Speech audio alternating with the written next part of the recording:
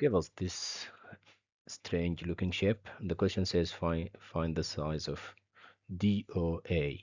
DOA. That means it's this angle here. Now, how do you find this angle?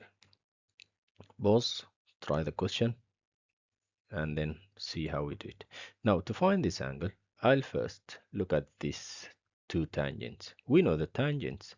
This half this angle. If this angle was 60, and then a line comes from the center to the intersection of the tangents, this will be 30 and 30. That means this angle on this side is also 34.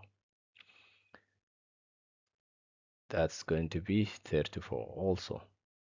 Now, if we just take this line and add the 34 plus 34, it's just 68. Now, we can easily find this angle, can we?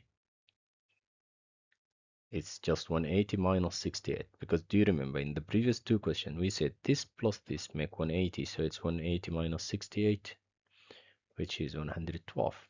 Now, it's easy to find angle DO, because this is a straight line. The angle of a straight line is 180. So it's just going to be 180 minus 112, which is 68. That's the assessor comment. Please have a look at it.